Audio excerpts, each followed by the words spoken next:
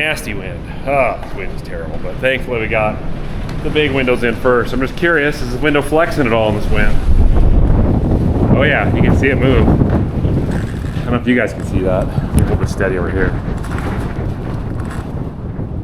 Oh, that's freaky. Oh boy. It's right here sliding back and forth. Let's shut these windows. Ah, that really moves. Well, I guess this is the place to test windows in Montana. Ugh.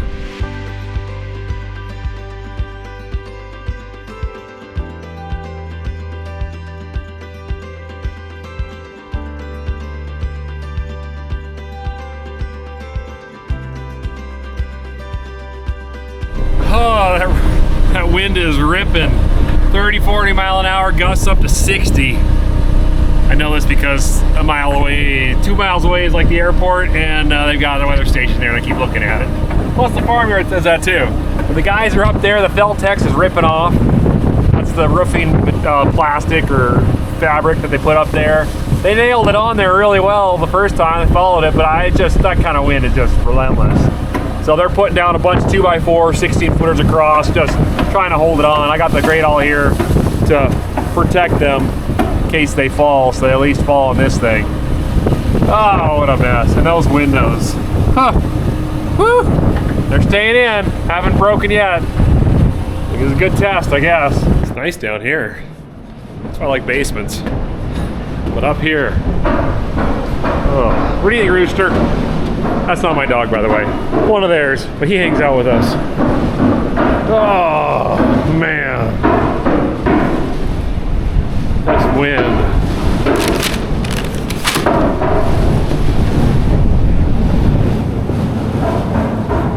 That one isn't moving as bad. It's moving some, though.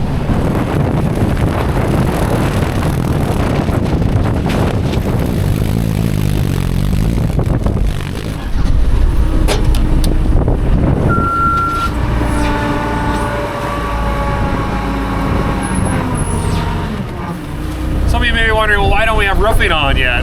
Well, we literally just measured the roof yesterday because they just finished all the main roofs. So those measurements were just sent off to the roofing manufacturer. So it's gonna be a couple weeks, like 2 weeks before they get it cut and shipped and everything over here. So it's just the way the weather worked out. You just gotta deal with the cards you're dealt, and it's not fun today. No. Feltex is expensive. It's like 225 bucks a roll, and there was probably 6 or 7 rolls up there. So yeah, you don't want that all ripping off and going off into the field somewhere, because that's not good. And the time to put it back on. So those 2x4s are nailing down. They'll rip them off when it comes time to put the roofing on a nice calm day. They're just there to hold it on. That's their purpose right now. We bought a stack of them. That's what they're using them for. Check out what came. Front door going in right there. It's big. It's 8 feet and it's got side lights and it's full light, full glass in the front. So you guys will see in a second, but yeah, it's gonna be beautiful. And we're gonna have to keep a squeegee on hand at all times to wipe it down, because I'm sure we got a lot of dog noses and fingerprints on it. Originally we wanted to do a 3/4 light, but at the time they didn't offer quite what we were wanting, and then we found out that they did offer it. We just didn't know, and whatever. We have a full light, so we'll see. It's gonna be beautiful. Let's get it in.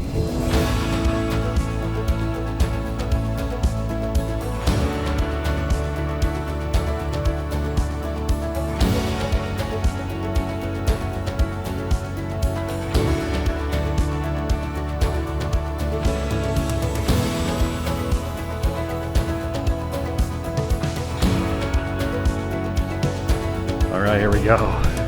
So I installed my fancy Nancy doorknob. As you can see, we haven't picked one out yet. So this came out of the shop. Always got something somewhere in there, but it works. Check this out. Oh, it's beautiful. Yeah, there's a little bit of visibility in there. This is low E glass, so it's supposed to have a little bit of, I don't know what you call it. So basically, you can't see inside as easy as you can see out. But man, that's nice.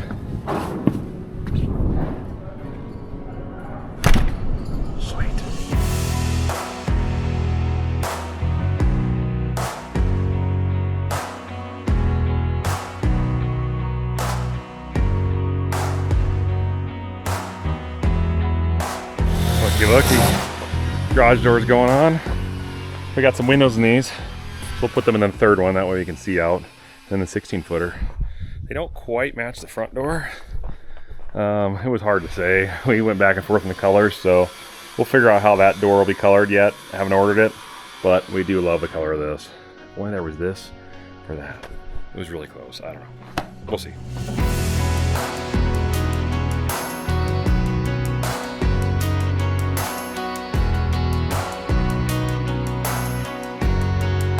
Well, the guys are putting the garage doors on up there. I'm gonna do some trenching. If you guys look right here, see that conduit coming out right there? That runs up into the box. And that is what I put there to go to the corner of the house right there. What's that? Well, that's a little dangerous, so no, you can't. You can watch Daddy drive it. Or I could just have you drive it yourself. You wanna drive it? Oh, okay, well I guess I'll drive it then. With that said, the gas line comes in right across right here, hits this, turns, and goes over and around over there.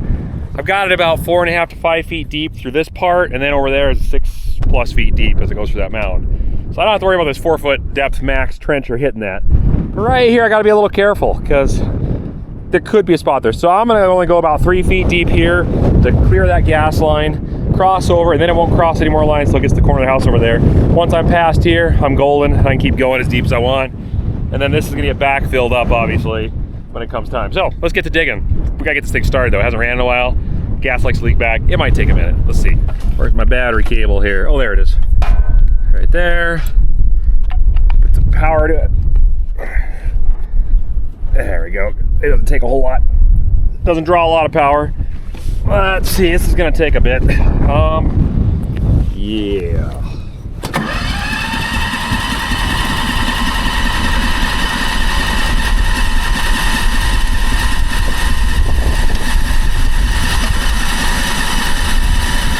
Come on, girl. Start. Gotta get that fuel in there. It just takes a bit to prime. Just give it a minute. It'll be. Oh, here we go. Told you, just gotta get a prime. We're good now.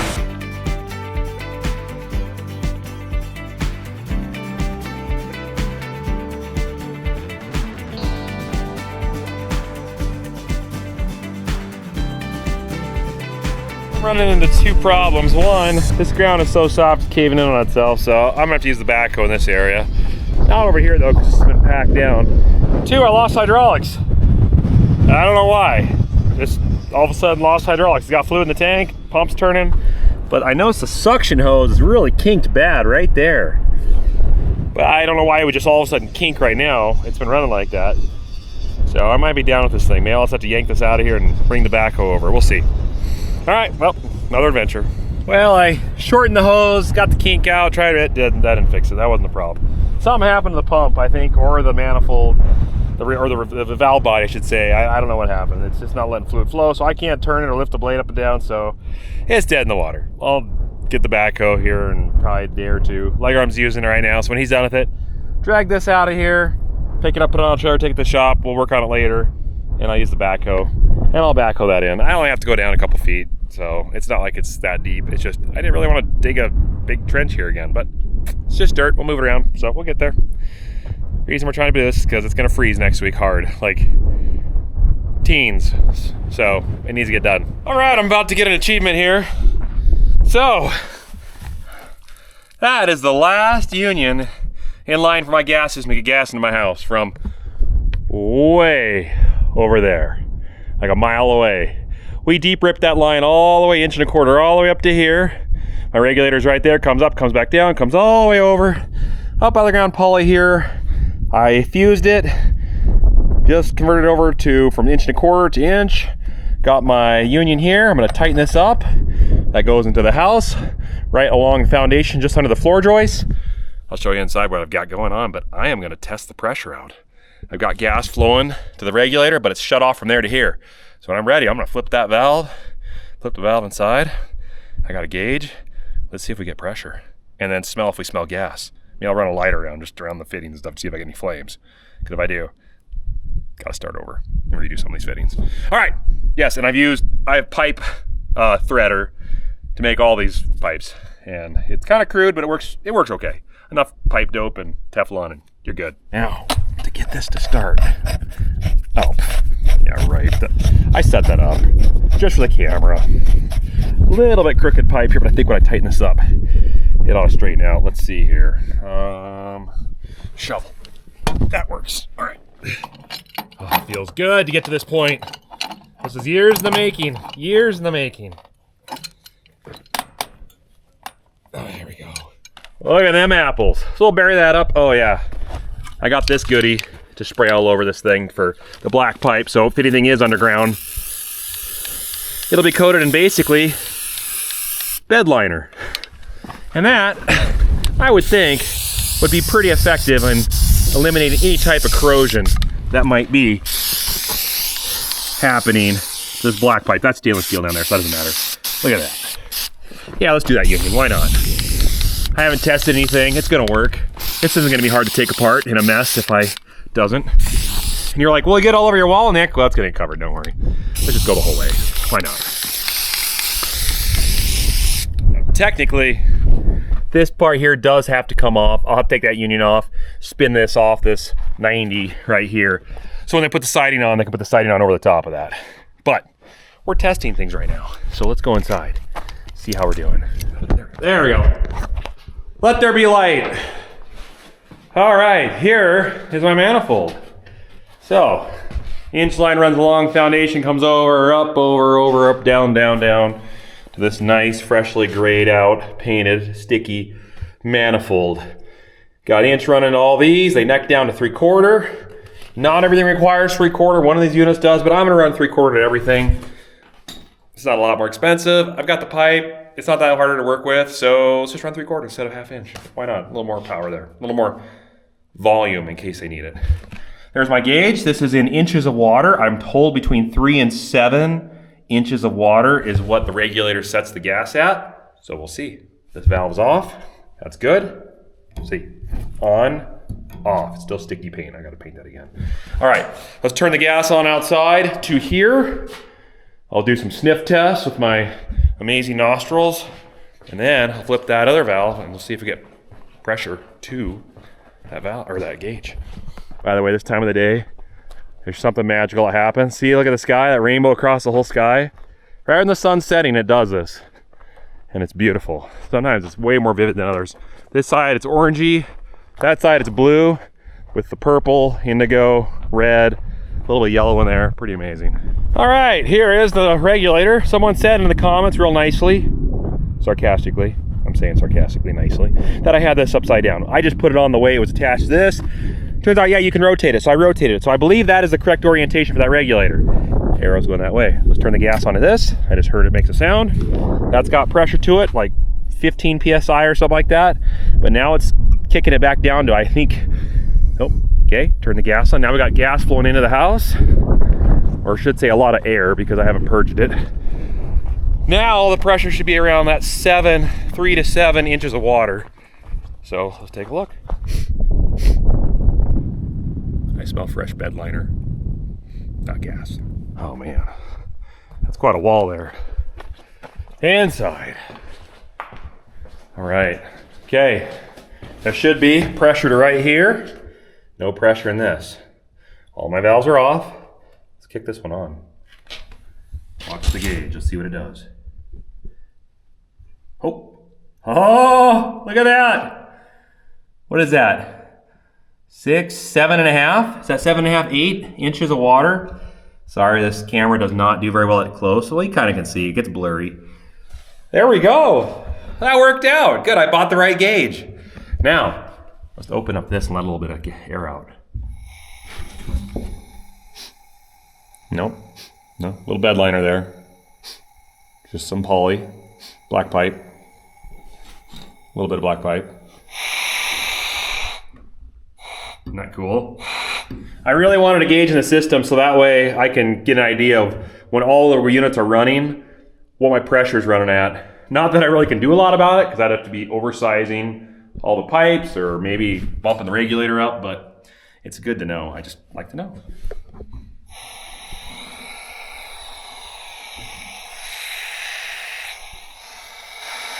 Oh, I'm smelling a little bit of gas.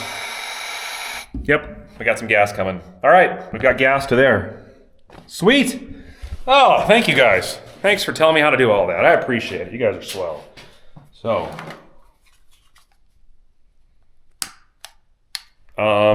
let's just do a quick test for kicks and giggles. Don't try this at home, kids. Ooh. Oh yeah, it's catching little pieces of gas now and then.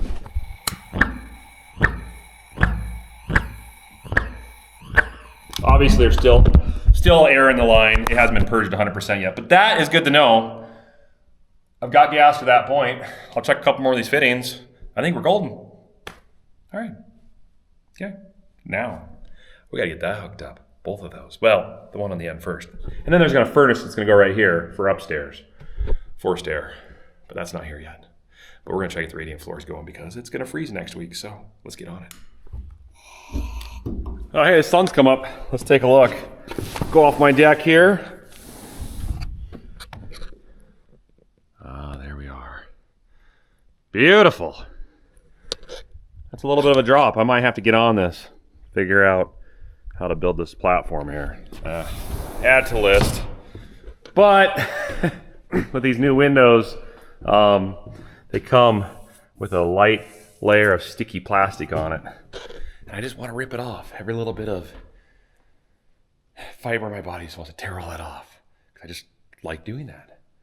But I got to leave it on because there's going to be a lot of painting and all kinds of garbage that's going to get on those windows. So just leave it on. It's just going to be kind of a cloudy view for a while. That's all right. It's a teaser.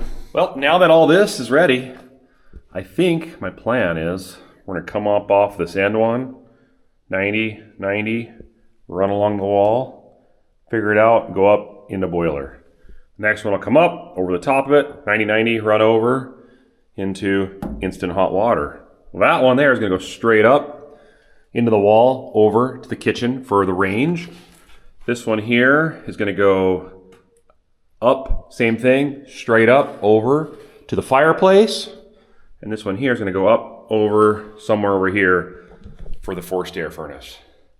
So I got a purpose for every one of these. We just got to get them to their destinations. And I wanted this lower so that I could keep all the gas lines tight against the wall and out of the way of all this that's going to be happening up here because there's going to be a lot of plumbing going on the walls up there. So I don't know. But I didn't want it on the ground either. So I figured this is just perfect for all my kids to be able to play with these. That's what Legarms told me is going to happen. I'll pull the handles off. I'll have a rack of handles up here. So I just grab a handle and put them back up if I need it. Maybe. Or we put locks on them. I don't know. We'll see. Well, got 3/4 running all the way to the boiler for the floors. I got my little trap at the bottom there. She's connected next down the 1/2 inch from 3/4. The union here, in case I got to take this unit off, you can do the union apart, pull this off.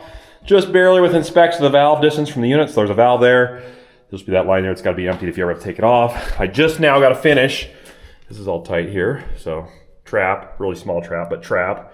Union to take this unit off if you have to, and then this little piece right here. So I'm gonna go make that right now. Let's go in the garage. I got a vise set up, got my threader, got a Sawzall. Let's make a pipe, put it in there, and finish this up. Now when you're measuring this, put the end of your tape right on the inside of the threads there, and then go past, and make sure everything's tight too, by the way, get the slack out of everything. Go past, so it's upside down, but 44.5 inches basically puts it right into the middle of the threads here. When I tighten that union up, it's gonna pull stuff tight, so we'll go 44.5. Let's go cut a pipe, thread it, and be in business. I can't tell you guys how excited I am to have an attached garage to this house. Yes, my old house was like 200 yards from the shop, 300 yards at most. But it's still a pain when it's like, I need a simple tool, but I have no room in my current house to have it. It's in the shop, but it's -20 out, the wind's blowing, and I gotta go get dressed up to go to the shop, to grab the tool, to come back to fix the thing, to go back to the shop. When in here, I literally can walk over, come out, boom. Have a bench here or over here somewhere, and I can do all my work, have some tools in here, and go right back. Oh, it's just gonna be so nice, so nice. What'd you guys say, 44.5? Is that correct? Right there.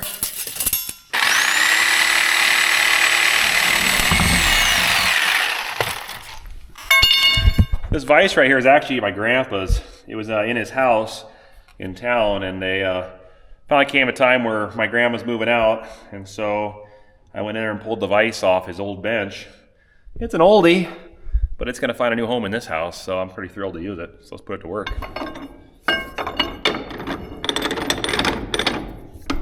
And for those that don't know, my grandpa actually passed away, oh man, 25 years ago, is that right? 1999. So it's been a couple years, but he would have been pretty thrilled to see all this be happening on the farm. I think he'd be pretty tickled pink. So it's fun to use some of his stuff still. Now for the cheap foreign-made pipe threading tool that does work. So I shouldn't be complaining.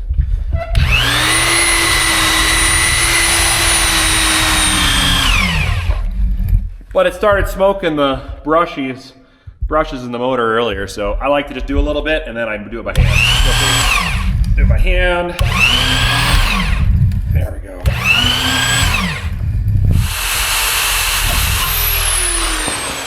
There we go. Threaded.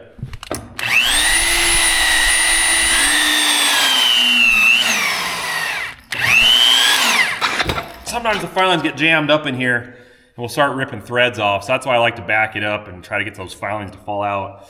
But sometimes it cuts just fine. A little oil would help too, but I didn't bring any and I don't really feel like making a mess on my new floor, so. That's good enough. Let's do that.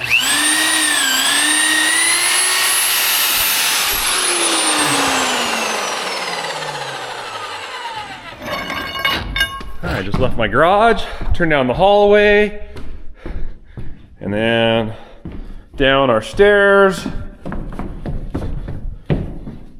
and boom, mechanical room. Oh, that's nice. Nice, nice, nice. Will she fit? Oh, I think it will. Okay. Did I do it right? Let's do this union first. There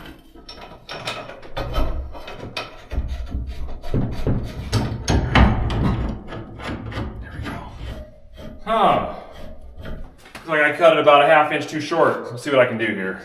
Actually, it came out just about right. I just didn't have it lined up perfectly. So after I got the unions tight, she's pretty good. Pretty line here. I tried my best to keep these square, but there. Anyways, we're good. Got gas going to both these units. So now let's turn the 2 valves on. I got pressure in the system. We'll let this sit. I'll turn the main valve off outside so there's no more flow in here, but I'll leave this pressurized. We'll come back and we'll check that gauge in a few hours or tomorrow, and if it's dropped any, we got a leak. If it hasn't, golden. All right. Got the backhoe, and we're gonna do some digging. Pulled the pulled the ditch witch out, and now it's time to run this thing. So that's fine. This is gonna do just as good a job. It's gonna be a bigger ditch, so I don't have to bury it up. But see that lady right there? The pickup? Yeah, she's the tax lady. Estimating the size of house so that, you know, I can pay my fair share to the government so they can then go spend their money doing, you know, all kinds of stuff. But knew it was coming. I knew it was coming. Not much I can do about it. All right, just showed up. She was here. But that's how it works. Okay, let's get to digging.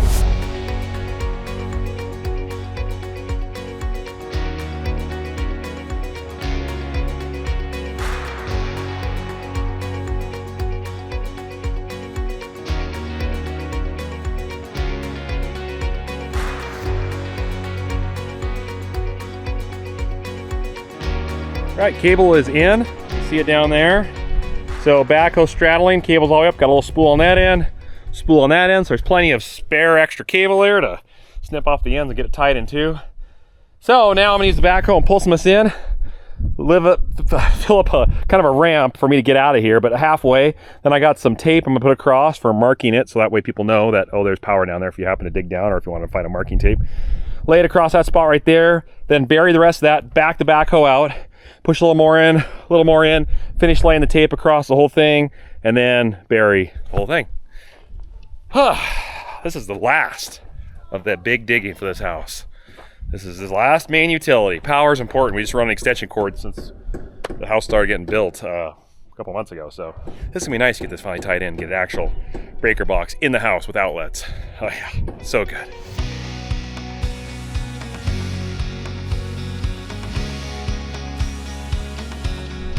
All right, there. So cable ends on this end. They'll put a box on the side of this wall here, and then they'll transition to another cable that goes through the floor joist over. That way we don't do conduit. I guess by code you have to use a different cable. Seems silly to me considering that one can be buried underground and it's wrapped to be buried underground. It takes abuse of being buried underground, but you can't use that cable through the house. I don't know. Maybe it doesn't have enough shield around it. I'm not sure. So we'll get the correct cable. So there'll be a box, junction box here, and then we'll switch to the right cable. That'll then go through the floor joist into the breaker box. Got enough tape there, or the marker tape, whatever they call it. So that way, when we finish burying it, we'll put on that end. Same with that end. So I'm out here, clean up the site, bring on the cold weather. It's coming. All right, another day.